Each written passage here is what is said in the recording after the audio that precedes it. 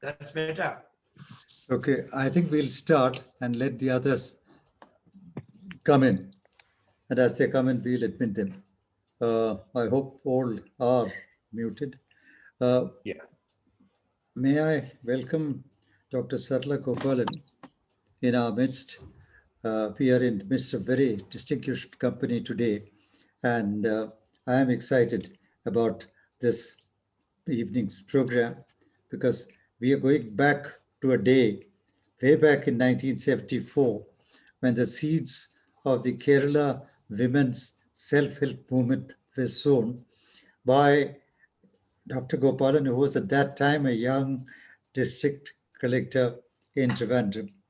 And the story, in fact, is something which has a lot of romance about it, a lot of charm, a lot of excitement. I have already given you a bio sketch, detailed bio sketch of Dr. Sarla Gopalan, so I won't go over that. I'll only say that the work that she has done has probably been one of the most principal factors for elevating Kerala up in the scale in terms of the indicators of social progress. And one of the indicators of social progress is the status of women. And if you look at combined with female literacy, if you look at the way the work that is being done by them, which has been done for the last 15, 20 years or more, yeah, you'd be surprised at the contribution that women are making to the progress, social, economic uh, progress of the state. And it's people like Dr. Sarla Gopalan who have really contributed to that growth. So when the question of women's empowerment came and the question of organizing a series of lectures, Pushpa Sundar immediately said, why not ask Dr. Sarla Gopalan to come and talk to us about it? We have had one session on women's empowerment, women in science, and this is the second one. And we are all looking forward to it.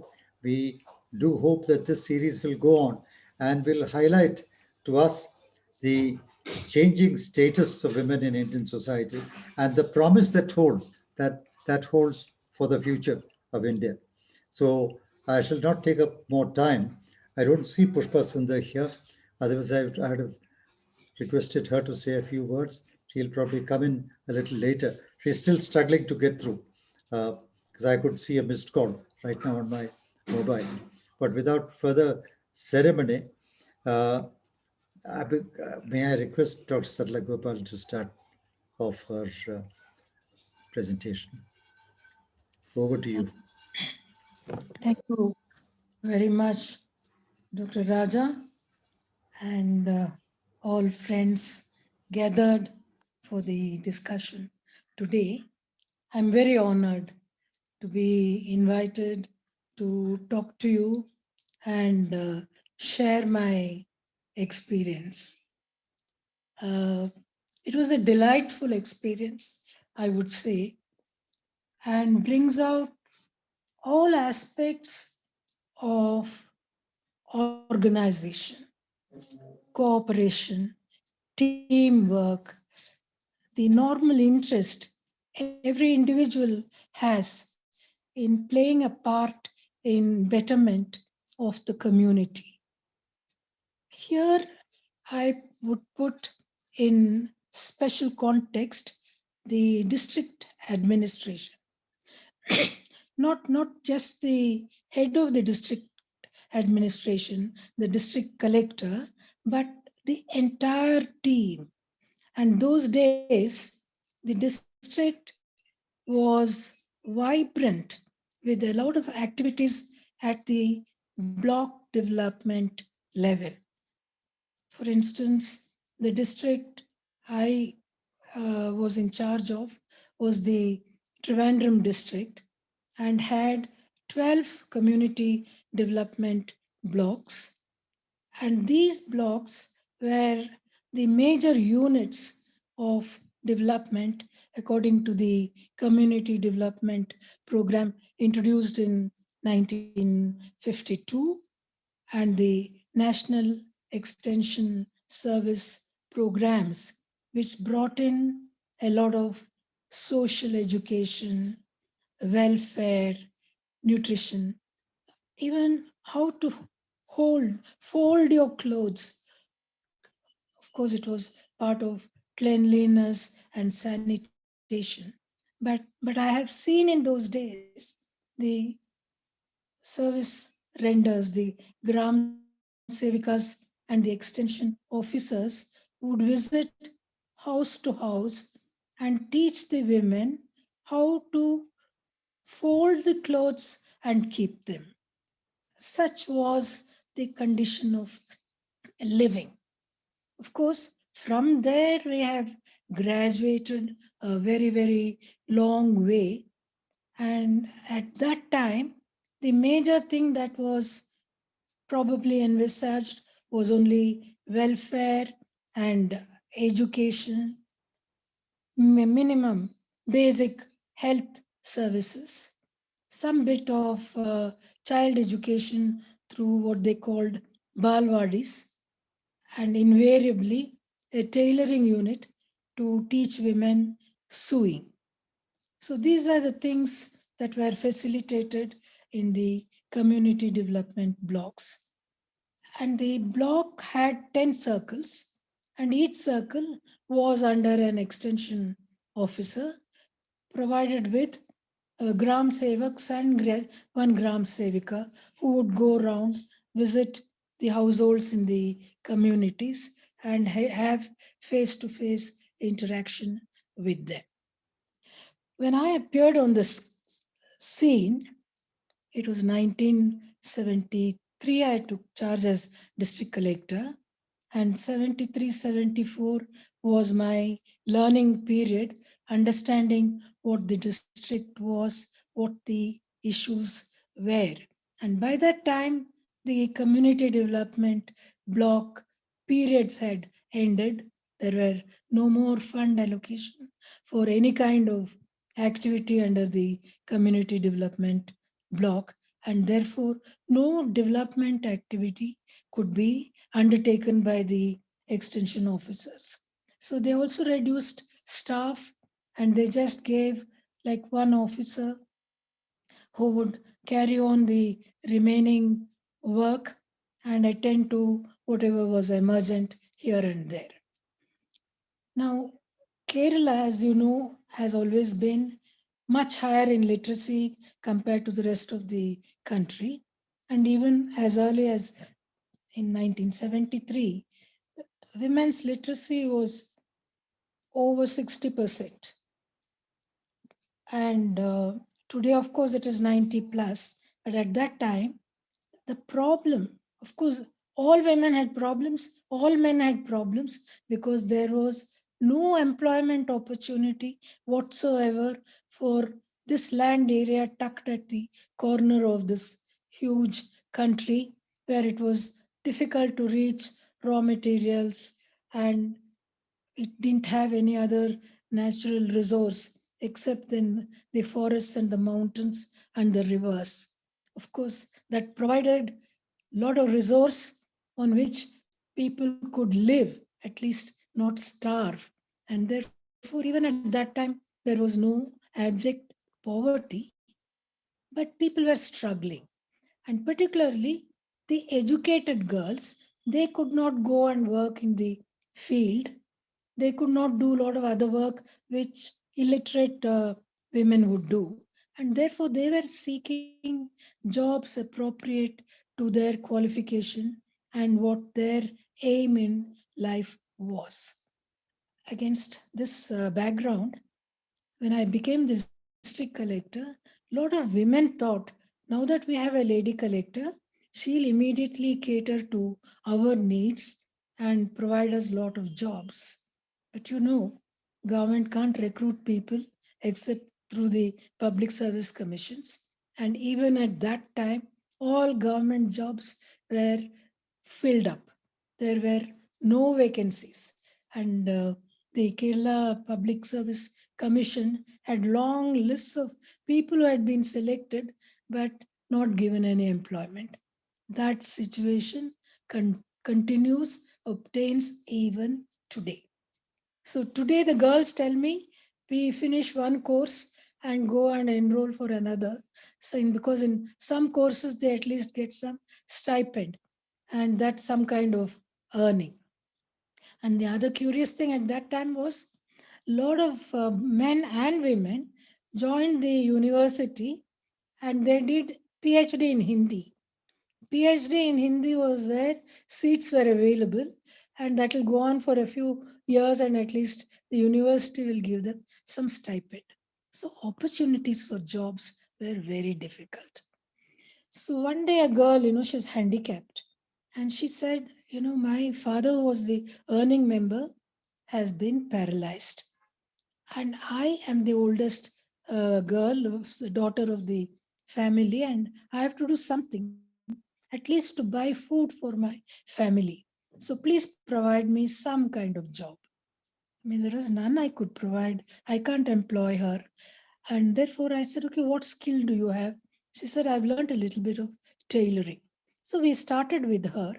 We said, all right, we'll try and get you a sewing machine. And then we linked up with a garment, with a shop there who were selling garments. You said, can you please give her some orders and sell what she stitches? They said, okay, we will try. If it is good enough, we can take it, we'll try. They tried, and this girl, she put in all her might, and she successfully earned some money to feed her family. Now, this encouraged me, and then I alerted all my block development officers. So, since there are large number of applicants coming seeking jobs, why don't you find out candidates who have got some skill? So let us group them. And the block development officers went in search of skills that have been uh, available in the area. Some are traditional skills, some, particularly tailoring was induced in the Mahila Samajams of the CD blocks. There, they had formed women's groups and called them informal Mahila Samajams. The same thing is called Mahila Mandals in some other parts of the country. So a group of elite rural women got together, and they were given the responsibility to dispense a lot of welfare goods whenever they got some supplies of milk powder, or they got supplies of some clothing, any other material. They would sub, collect it, and then keep accounts of that and distribute it to the needy persons in the area. And that way they became a little recognized body because they were doling out something, but it was pure welfare. But we said, why not we use this infrastructure of Mahila Samajams? Because we need somebody to sponsor. A block development officer cannot just pick up a girl here and a girl there. So she has to come through a particular organization. So we then oriented the Mahila Samajams to enlist girls who were seeking different kind of jobs, and also what skills they have already acquired, what raw material they have, or what their families have been doing, which they can progress further, and what further we could do, like finding more markets, helping them to make the goods according to the design the market wants, how to link them to other public sector organizations. We had handloom cooperatives, we had handicrafts cooperatives, we had corporations, and a lot of other departments of the government which required several kinds of goods. So we said, why not use these women, and wherever another skill can be imparted to them easily, we can do that, because we had no time. You as a district collector, you have a tenure of 2 years or 2.5 years. Those days it was 2.5 years for us in Kerala as collector. So within that period, I wanted to achieve the maximum.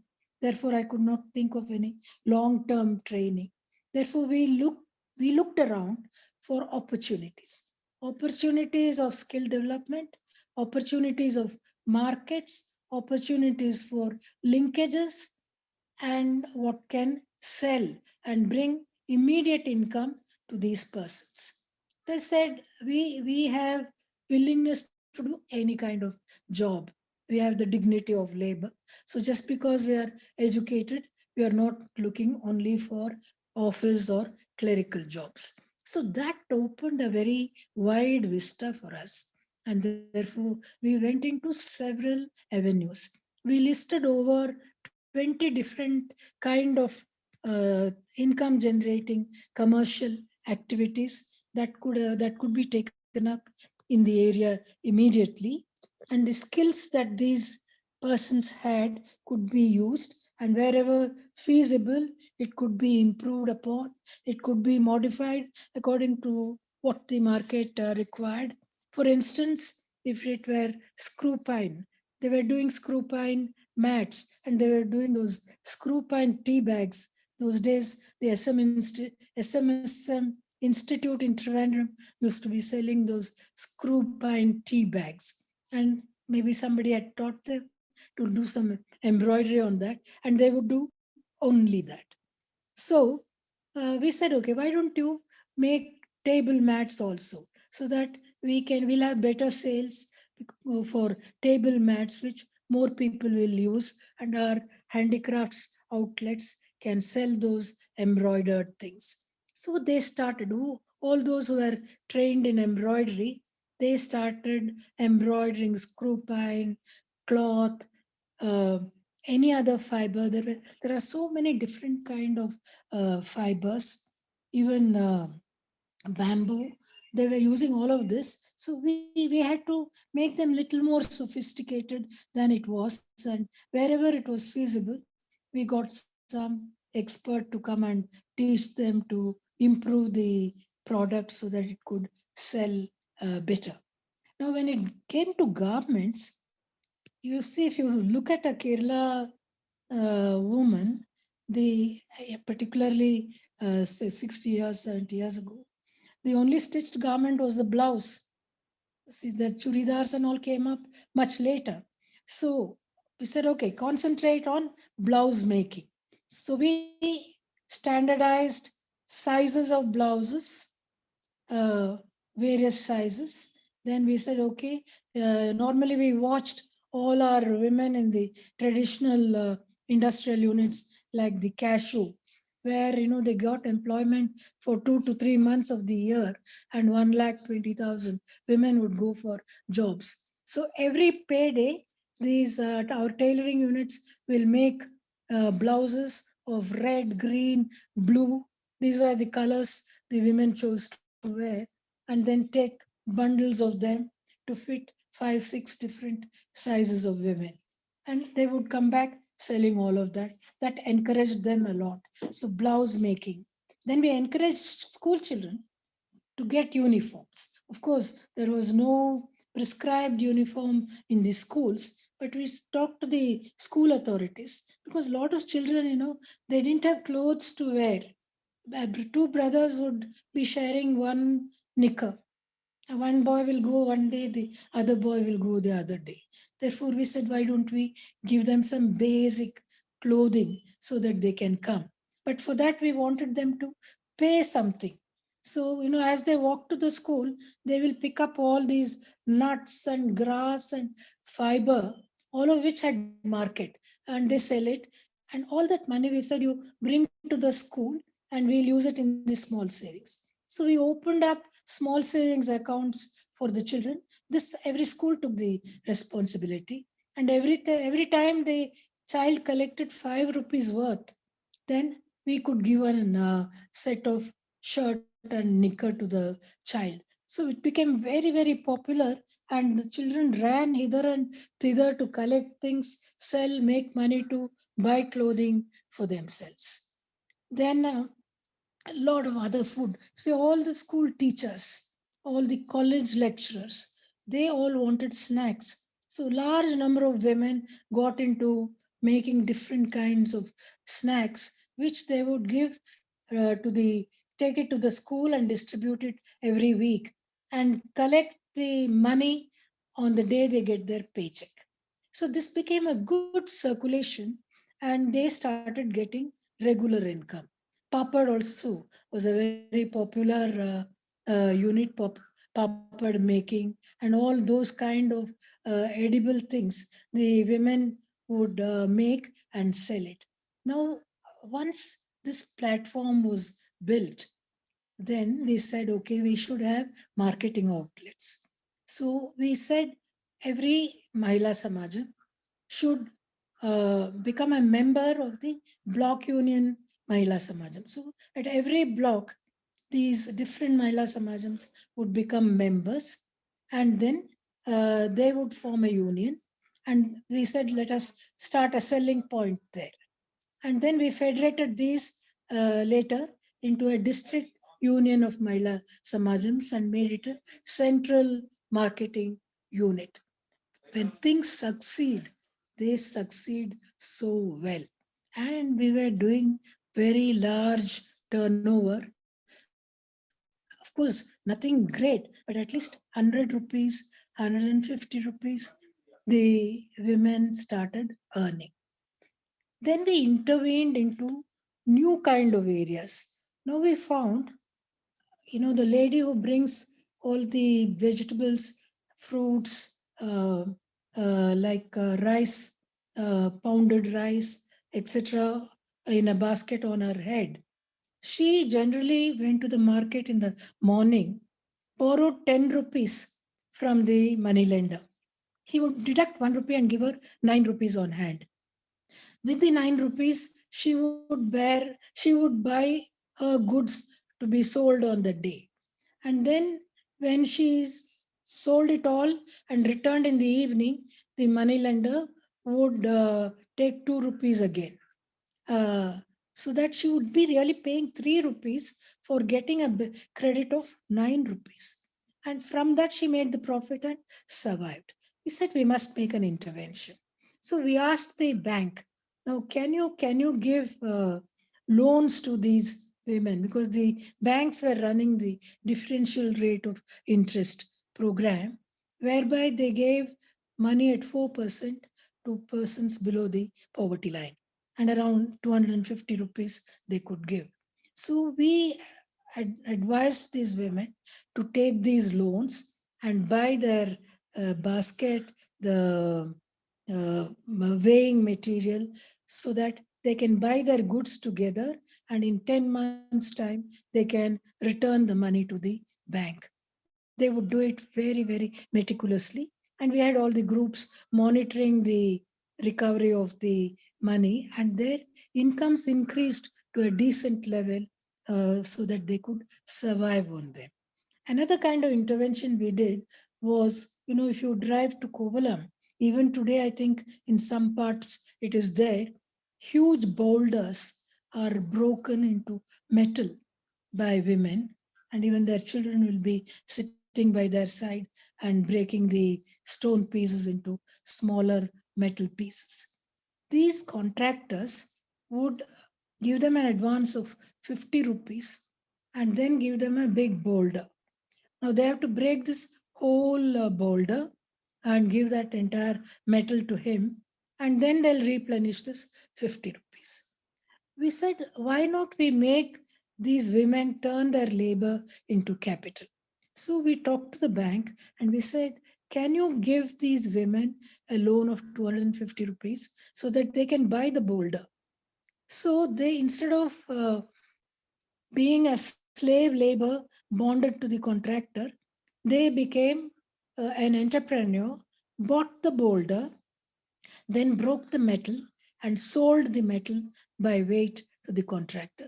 Their income actually went 4 times or 5 times higher, and they would promptly return the money. Of course, we had to put in a lot of effort to monitor the return of the money to the banks. Another thing, all of you who have been in Kerala and particularly in Trivandrum would be very familiar with those fisherwomen walking up and down the gradients to the market with their fish baskets on their head to sell the fish in the market. So I said, these women are walking 8 8 miles, 10 miles each day, each way. And that itself took them 2 to 3 hours. So they got very little time to sit in the market and sell. And then they could carry only one head load at a time and not more. So we negotiated with the banks. Banks said, yes, we can give them more money so that they can participate in the auction and buy more fish. But how will they carry the fish to the market? So we asked the transport department as to whether they could make some buses. And Laurie Baker, who was there in Trivandrum at the time, he said, okay, I will design the bus. And he designed the buses where they could stand and put all their baskets on the floor, take it to the market, and we could sell the fish. But first, I had to ask the transport department. The transport department said, ma'am, there is no way we can let you use the bus for these fisherwomen. The buses will smell. We will lose all our passengers. Please don't insist. Therefore, I had to give it up. But then by the time, I changed 3 jobs in about 7, 8 years at that time. So one of the jobs I did last was the Central Social Welfare Board, where we had some money to give as grants. So we gave a grant to buy a jeep and a trailer to one of the agencies in Trivandrum. They bought the fish and the jeep and the trailer, put all the baskets in the trailer, and drove the women in the jeep to the market. So a woman who was selling one load of fish could now sell 3 to 5 loads of fish. She could go to the market, come back. She could bid in the auction because banks also had given, by the time, agreed to give the money to them. Another difficult thing which we had to battle with the banks. Banks, of course, were very, very cooperative, I would say, and tried to do everything we asked them, but within their rules and conditions and stipulations. Now, they said, look, we cannot give money to groups, we can give only to individuals. So, when it came to these garment units, we wanted a group of women to sit together and stitch so that they could produce a larger volume of stitched garments. But then they can't get a group loan. So what we did, we asked individuals to take the loans and then pool the machines together, do the stitching, etc., but return the loans individually. Immediately they complied with that, but then they found they need working capital to buy their thread, their buttons, and their other things, and even cloth. Therefore, group loans had to be given, and we only had to manipulate by putting women together, take the money in individual names, pull it together, and do the activity.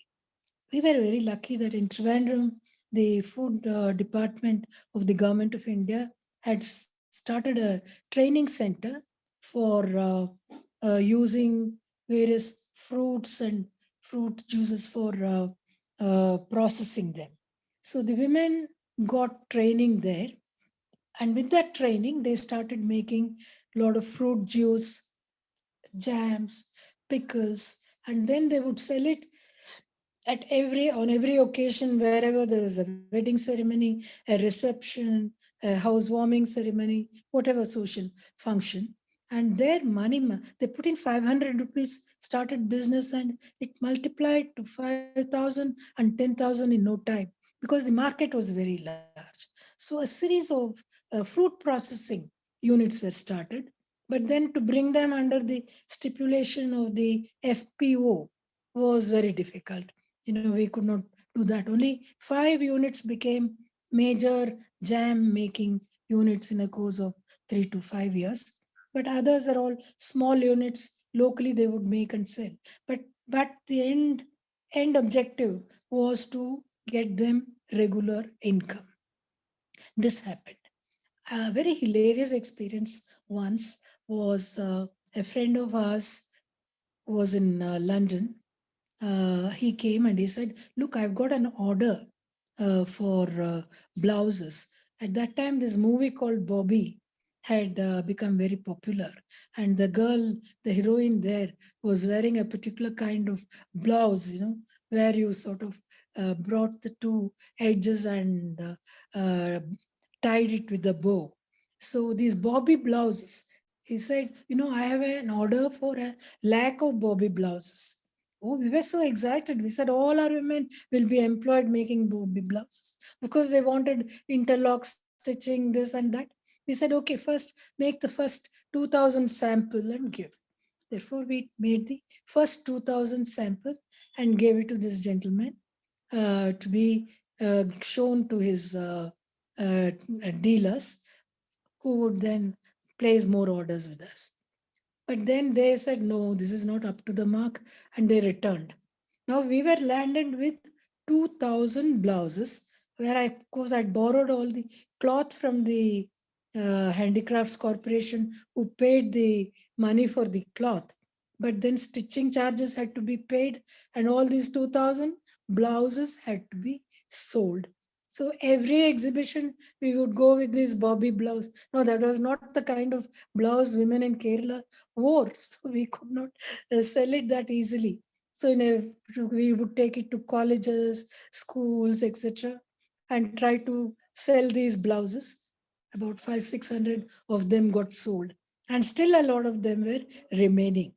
Then Madam Sugada Kumari, who's no longer with us, she passed away recently. She came. She was chairperson of the uh, mental hospital, and then she said, "Look, I have need because these women are not able to hold their clothes on, and whatever blouses they are given to wear, they tear it away and throw it off. So you give me the Bobby blouses, I'll buy it of you, and we can tie the blouse behind so that they can't open it." So a large number of blouses Sugata Kumari purchased to be given to these mentally ill women, who would then not be able to discard and throw away the blouse. We had a lot of difficult experience. The most difficult experience was the problem from some of the male officers of the department. I mean, everybody in administration would have come across these difficulties. They do not like somebody to succeed, and particularly a woman to succeed. This anger was not directed so much at me because I was not a competitor, but it was directed at my special officer for women's program. And they would put all kinds of hurdles in her way. They would try and give her a posting far away, and then I have to go and ask that she should not be taken away from this position because she's doing so much work here for the women in this project. Then I have to go up to the chief secretary to retain her in that post. So many kinds of problems. I don't want to discuss all that. I can only say it was all related to a jealousy. It would matter nothing to them if she remained where she was, but they did not want her to be recognized because she was getting a lot of recognition. She was getting a lot of applause, not only from all the women, but also from the officers, from all the agencies. And she had become such a popular person, and they did not like it. That was a big hurdle we had to come across. Then, when we started these shops to sell the various products that women were making, it was a range of products, not only eatables and snacks, but it was many kinds of stitched garments. It was decorative things, handicrafts, mattresses, pillows, uh, table mats, several kind of other utility articles. The women in all our groups started making, and we had got loans to more than 5,000 women. And over, of course, money was not big because at the time it was only small money they gave. So the total loan outstanding anytime was 10 lakhs. But with that 10 lakhs, the amount of income it generated for these 5,000 odd persons in various kinds of income earning avenues was tremendous. And the most important thing was it educated the women on how to manage business. We sent them for training with the cooperative training college.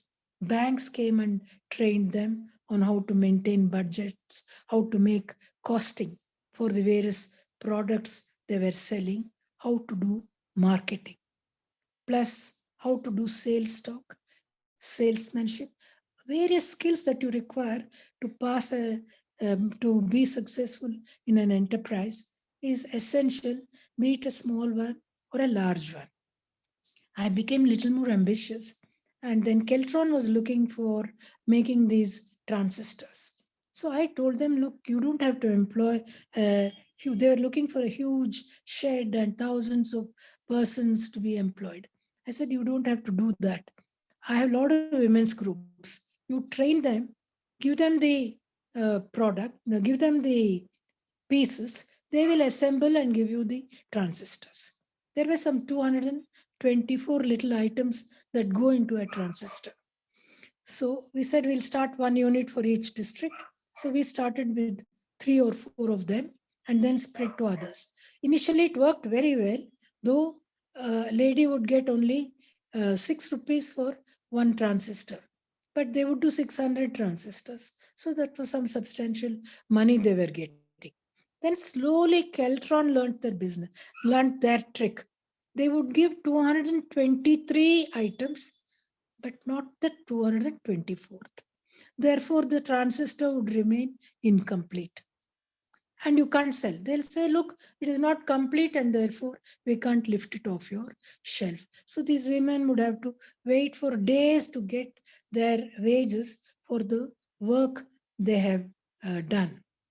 Of course, Mr. KPP Nambiar was then managing director in Kerala. Even went as secretary electronics, and he wanted me to help him do this all over the country with all the various Keltrons and Meltrons and so on. I told him, but don't repeat this trick. If you are doing that, we will be cheating the women. So let us not do this unless they are willing to give all the items and take back the finished product and pay the wage. I won't even be partner to such a venture because we will be cheating these women. However, this kind of lot of hazards were there. I mean, now I'm not able to remember every one of them and tell. But the thing that I want to emphasize was that if you look for resources, there are plenty of them in terms of human capital, in terms of managerial expertise, in terms of organizers, in fact, in terms of goodwill persons who want to help and get things done because it gives them a recognition. I think that factor of recognition is very important. And we played on that. And then we found a lot of leaders amongst the women in the rural areas who were mere housewives till then. These were not women who would go to the field and work, but they were sort of middle class elite women. They would come to the Mahila Samaj, hold meetings there, address meetings, etc. But they became organizers. Then we said we should give them a status. So every one of these Mahila Samajams, earlier there were some 200 and odd, then they became 600, then they became 2000. We registered them all as legal entities, as societies under the Charitable Societies Act. Now that became a launching pad in Kerala for undertaking large number of other activities, developmental as well as welfare, because every organization, all the UN organization, want a recognized, dependable body at the grassroots level to whom they can entrust the responsibility of conducting a program or a project. So we were able to build that infrastructure for the women's programs. Later on, from this, the organizational quotient, that when women come together, organize themselves, their power is much greater than the individual capabilities and powers of the individual women. That organizational capabilities very high. With the result, today, when subsequently the district, with the local bodies, they started the community development societies with the municipality or the corporation as the lead organization, and went down to the ward level as neighborhood groups. They could find a lot of resources, build it up. So the lead we had taken in the 70s and continued in the 80s helped build up the community development societies. And from the community development societies emerged a more refined program, the Kudumbashri. By this time, we had learned that poverty is not just poverty of income. Poverty is lack of several resources. Not having a home, not having education, not having an employment, having an invalid person at home, having a drunkard in the house, not having a latrine, not having water supply, good drinking water. All of these are equally proper poverty. Therefore, if any person was deprived of at least four of these, then we said those persons should be considered as below the poverty line, not just income poverty. Because in Kerala, though the land holdings are less than half an hectare, everybody invariably has some piece of land. At least you can go grow your some grass there, something that you can eat, at least your two tapioca plants or a chilies or your something. And then nature is bountiful. There is jackfruit and there is this and that, so much all throughout the season. With the bounteous rainfall and the greenery, they get something or the other to eat. And of course, free rations have been there from time to time, and also subsidized rations have been there. So people are not in that kind of abject poverty as you see in Orissa or in other places. I used to wonder when I went to several of these women's meetings where the women leaders would say, at least distribute the wasteland. In Kerala, nobody would touch the wasteland even with a barge pole. They would want all well endowed land, only then they would take to cultivation.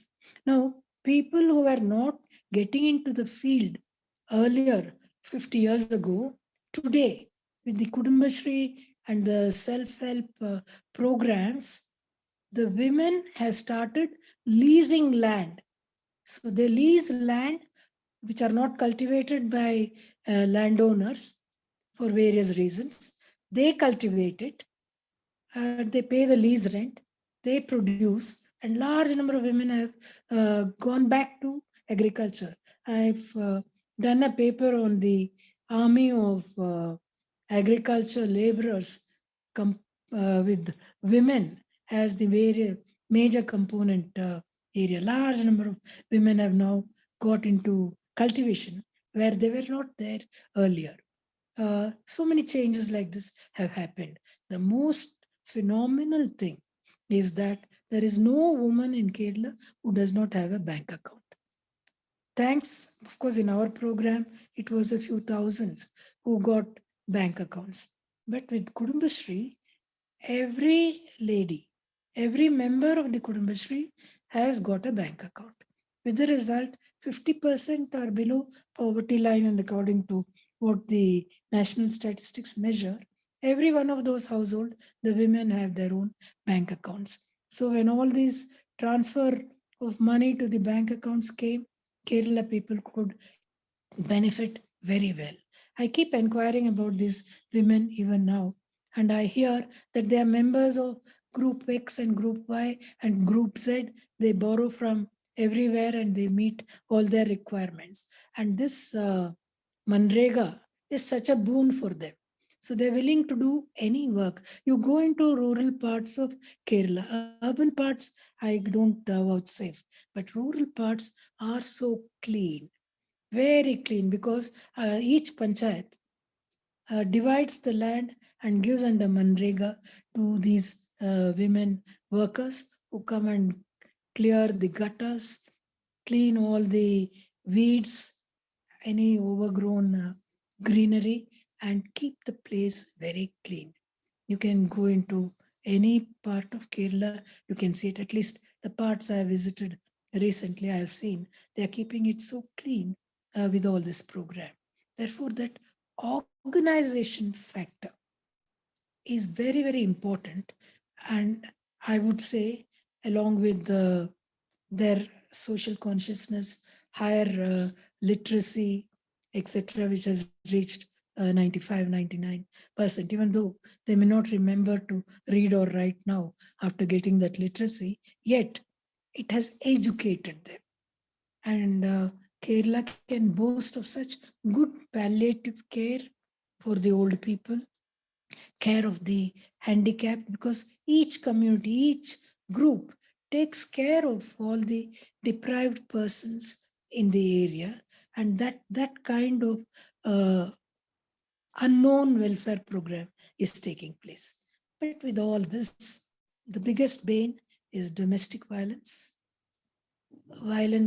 against older members of the family, so much because they want to get the property, get the title to the property. So you hear of daughters-in-law trying to poison the mothers-in-law or the father-in-law so that they can snatch the property or the gold or whatever there is. They say you live too long and keep it, give it to us. We need it more than you do. Such kind of there. But I believe the police stations are also involved in monitoring this kind of violence to the elders as well as domestic violence. And one of the biggest bane is drunkenness. So whatever the woman earns and brings, if she doesn't share it and give it to the man to buy his drinks, she will be beaten. And they accept it despite their high literacy, social awareness. You can go and talk to them about feminism and you will be stunned on the things they can tell you. uh, but yet this violence is there, and I think that is the bane of the society. Therefore, this domestic violence is much beyond literacy.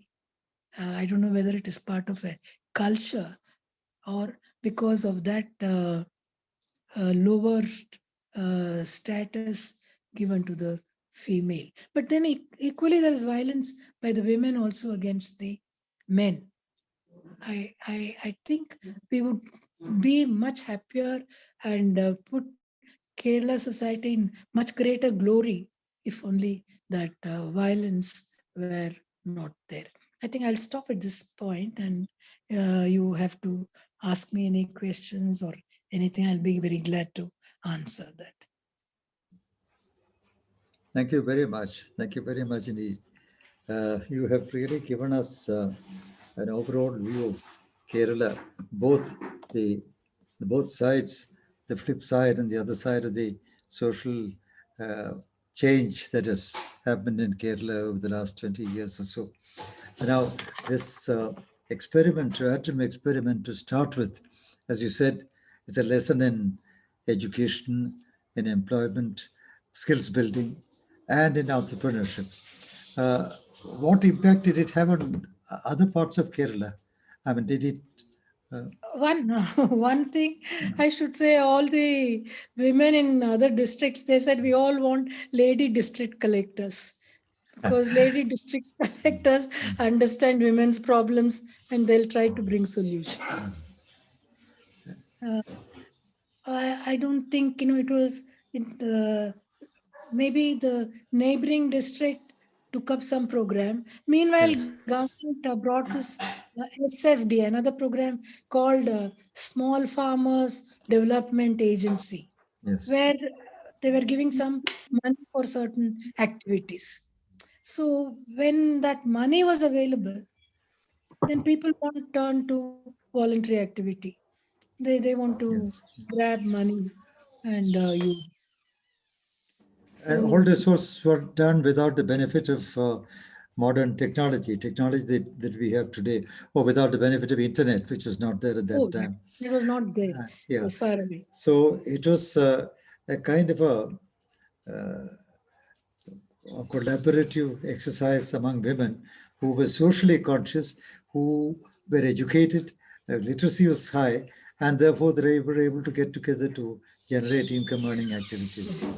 Uh, and fully proved their Yeah, organizational capabilities, which uh, uh, there might be some sharing of similar things in some part, but not on a massive scale. even to those who are here from Kerala, some of the things Mm. that you said are eye openers.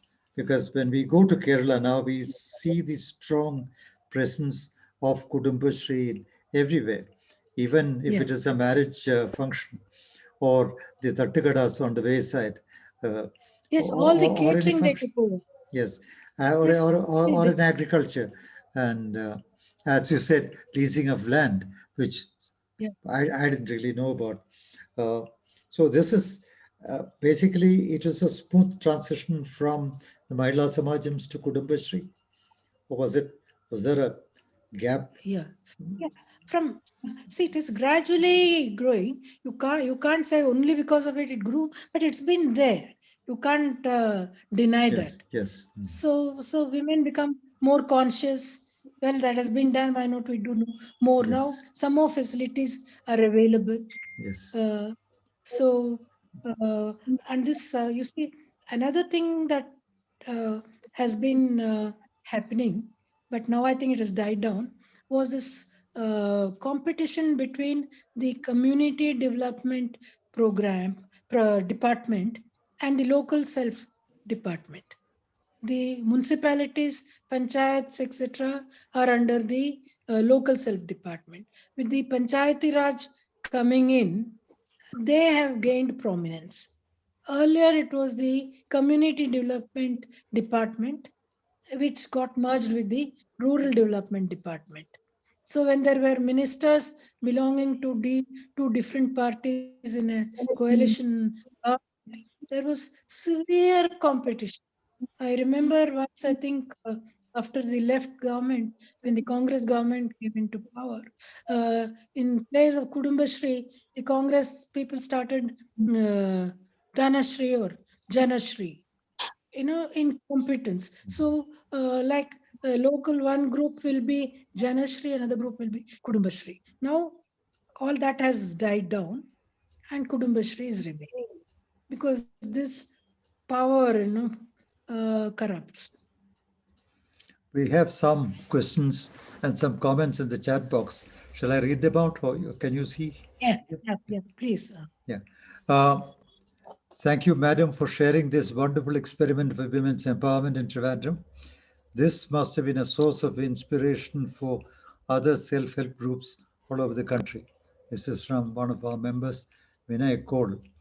Uh, but there's one from Dr. Shanta Radhakrishnan, really enlightened about getting women at the grassroots levels to be economically independent, which leads to further emancipation. But the physical abuse that still continues is worrying.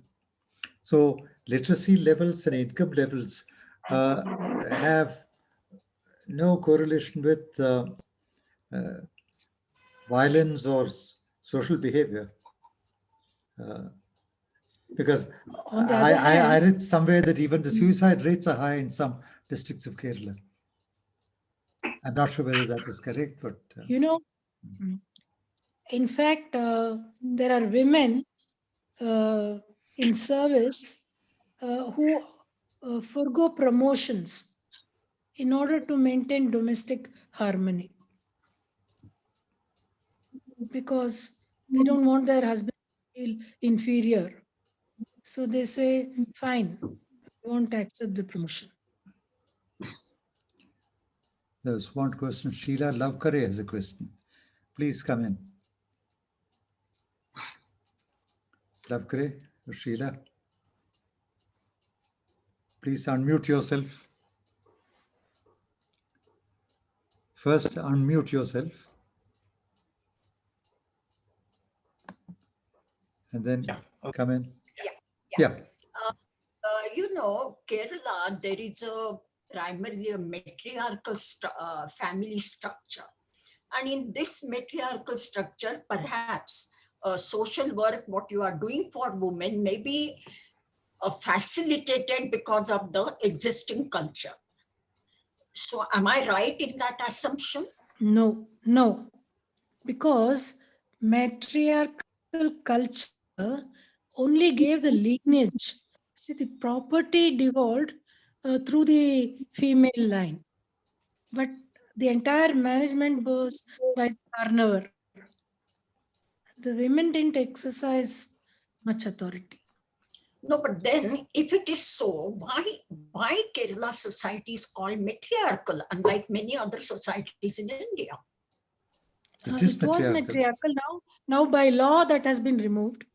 Uh, Now there is no Or matriarchy. there is no matriarchy. But in terms of inheritance of property and land, and That's all changed now. no, it has changed It's a legally. common Yeah, uniform code now. Yeah. legally, yes. Okay, okay.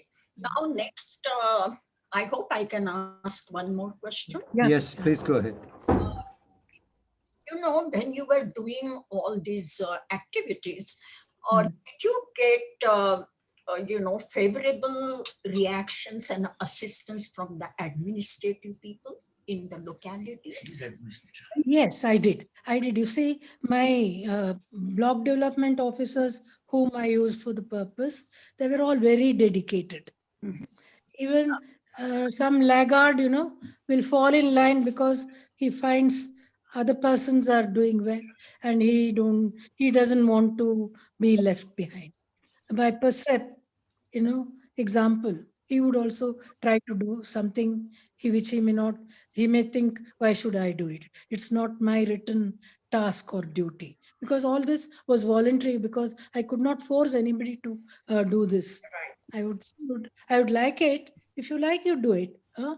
So then they'll come with 100 ideas. In fact, one block development officer said, ma'am, if there is something you want to do to the royal family, please come and help the Kilimanur royal family.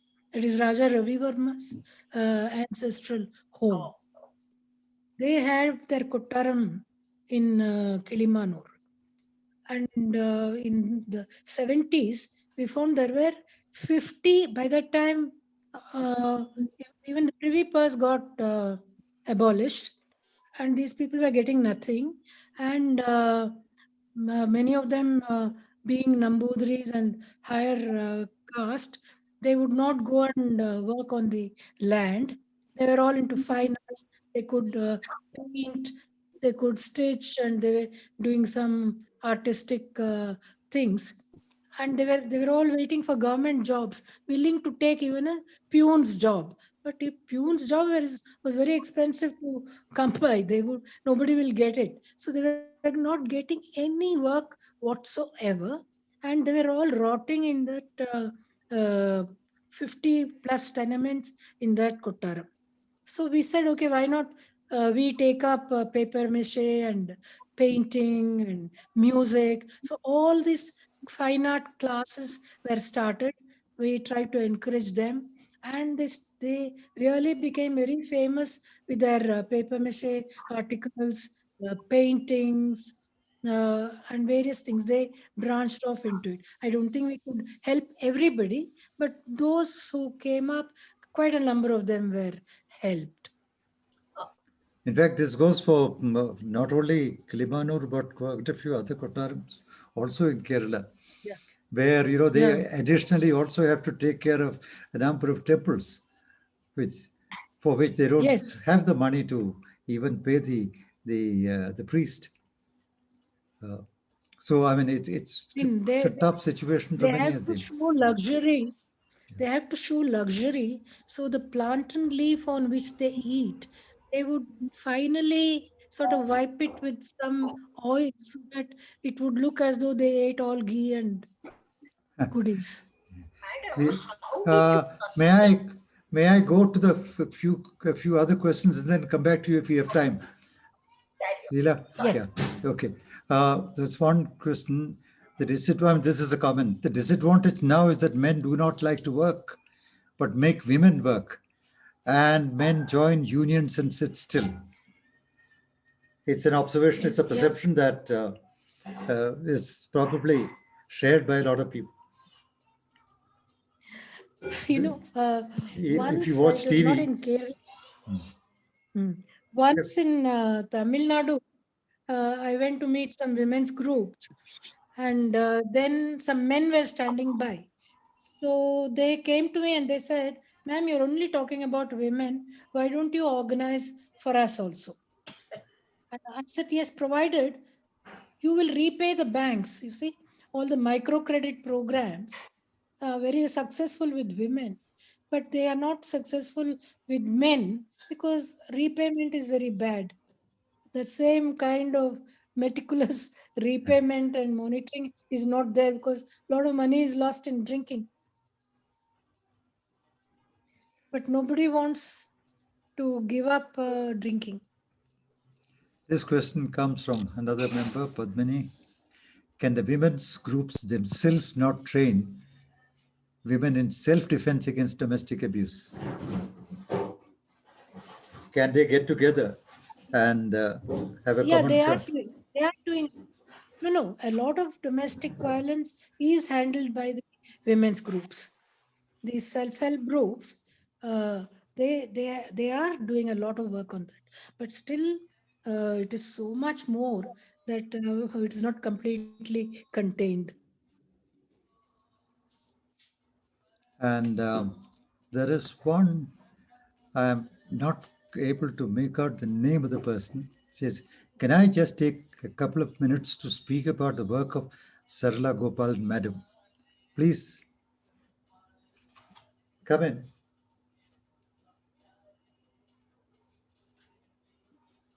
It just says user. Yeah, I don't have the name, but please unmute yourself and come in. You have to unmute yourself first. You're all muted.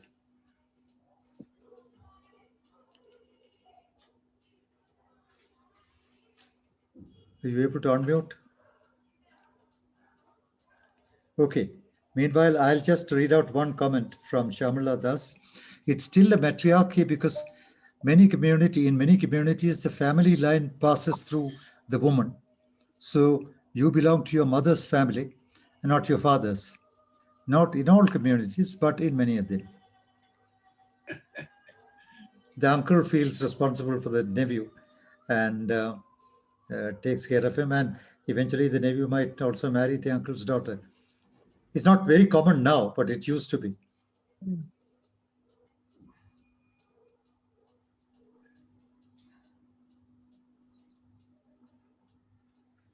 The Of course,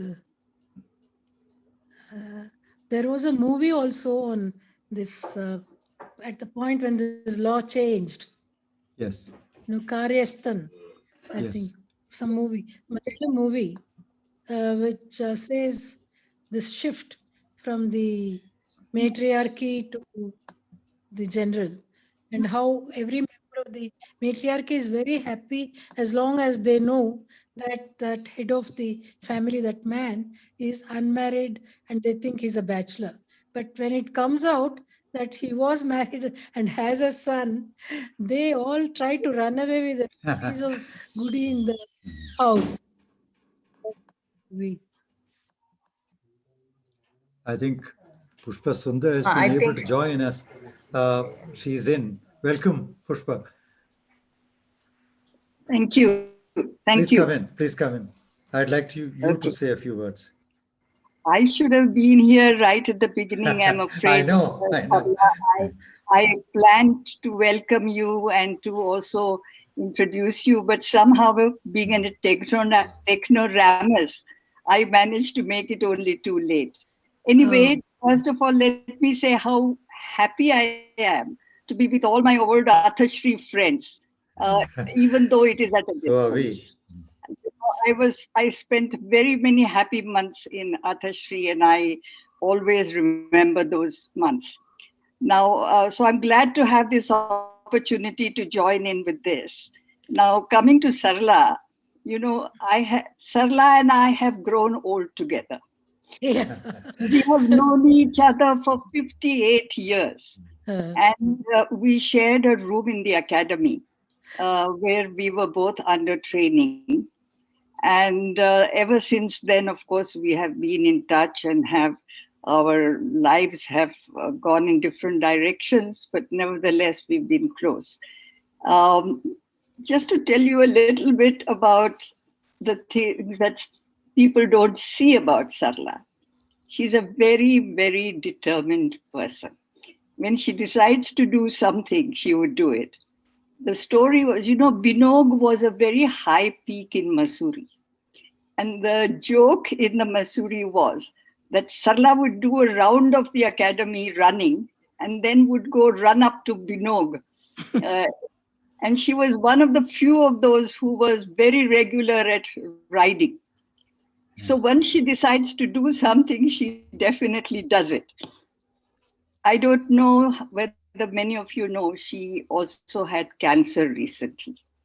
And it is only her strong will and a positive attitude that has pulled her and as she is, as you see her in front of you today. So really, she is a very amazing, remarkable person. And I'm really happy to have her as my friend. Now, coming to the subject of her talk, I think she's made several very important points, though she has said it in the form of, stories and things like that. But it becomes clear from the narrative that there are several things which are necessary for women's empowerment. Credit and money and income is, of course, of the utmost importance. And that was what Sarla has demonstrated, that banks have to be there to help, government has to be there to help, to bring out the entrepreneurial spirit in women. A second point is that it's not enough that they have income to start something. They also need training not only in production, training in marketing, training in management, if they are to scale up to their anything.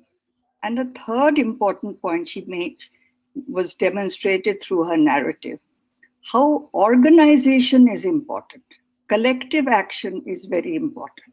It's not enough, individual women getting some money, doing something. It was only when they came together in sangatans, as in Kudumbashri and things like that, that they were able to make any impact.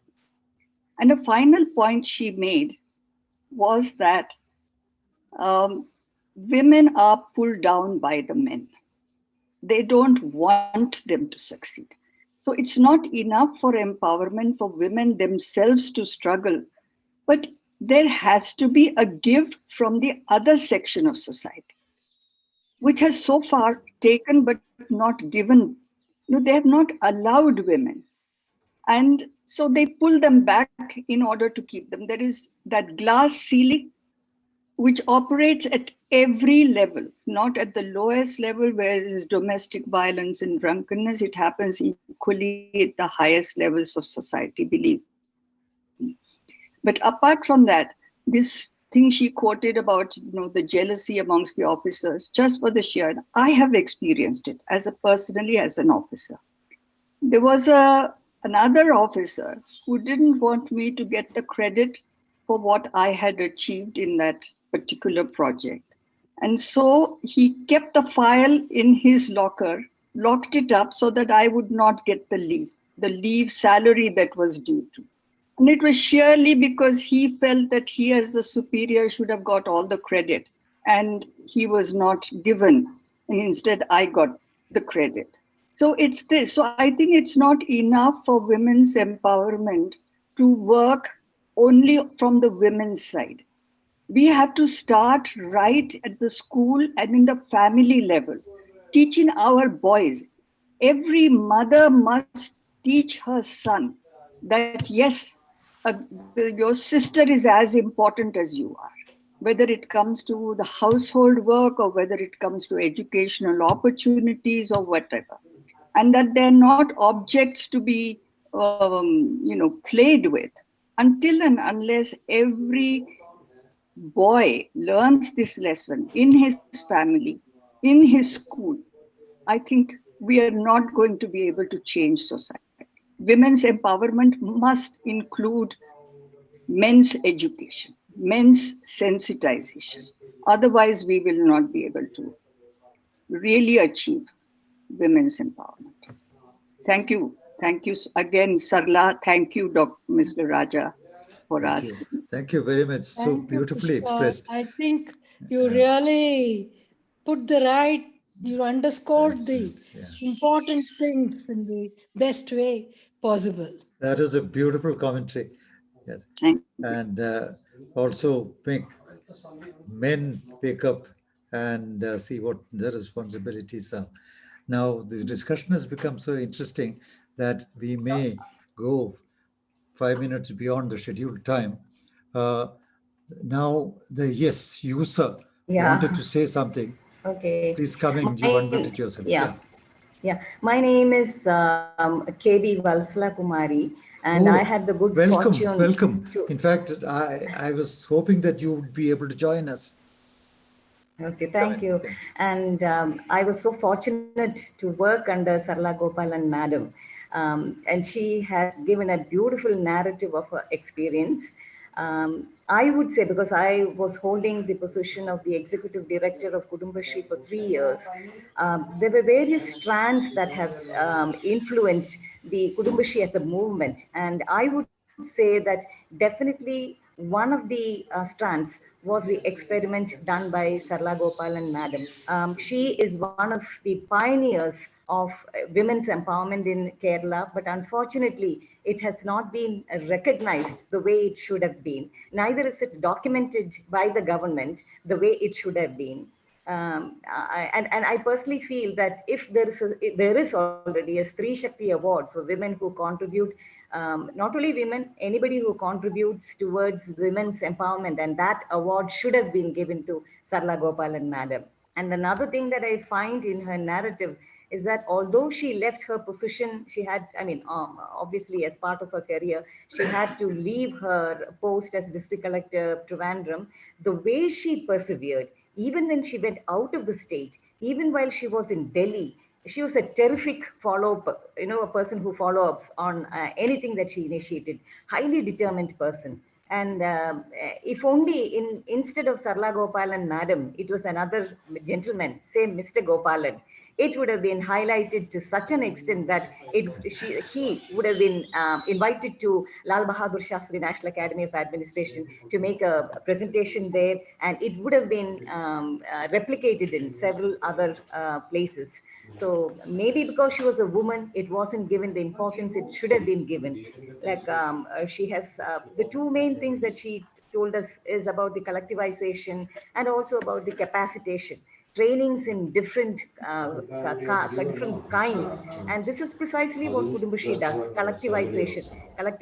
Kudumbashi has collectivized 4.3 million women, women who belong basically to the poor family background, and the amount of training that a woman receives. I always used to say that if Mr. Sugumar Arikod was to witness one of the speeches made by any one of the women of Kudumbashi, he would be amazed. The type of confidence that the women get through this collectivization process is amazing. And I think the foundation, the grassroots work, the spade work is done by Sarla Gopal and Madam's work. Lots and lots of things to say, but because of restriction on time limit, I end here with a big salute to Sarla Gopal and Madam. And I'm sure even after retirement, she continues to do work, especially in the realm of empowerment of women. Thank you, Madam, and thank you, Mr. Raja, for inviting me. Thank you so much, Valsara Kumari, for your very kind words.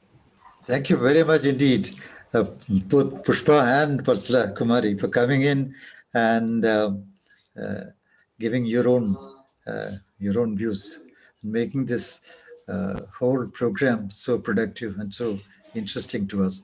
We have reached the scheduled time limit. I must, on behalf of all of us at Artistry, thank you, Dr. Sarla Gopalan, for all the time that you've given us and for all the inputs that you've given us. I am from Kerala, but I am delighted to hear about some of the things that you have said today about women, equally disturbed about alcoholism and domestic violence and so on. That I know we read in the newspapers, but we hardly get to know about the intensity or about the extent to which that's happening here. Thank you very much indeed. And we look forward to having further interactions with you and keeping this subject of women's empowerment not only alive, but as a part of our continuing series of discussions. We have many members who are actively interested in this subject, and that's one of the reasons why we have taken this up, the series on women's empowerment. Thank you very much indeed. We look forward to your help, your support. Many thanks on behalf of Artistry. So There thank you are, all once again yeah, for there are a inviting. number of notes in the chat box. They are more thank you notes more than questions. So I have not taken them up. You might be able to see them for yourself. Okay. Thank you for the wonderful talk. It showed what people at high places can do if they put the mind to it, persevere in space, and so on. There are quite a few. Thank you, ma'am, and thank you, Mr. Raja. I have to leave now because I have another meeting. Right, yeah. Thank you. No, Thank we you. are ending this on this note. Thank you. I'd like to thank everyone. And on that note, I'd like to end this meeting. Many thanks. Thank you. Thank you.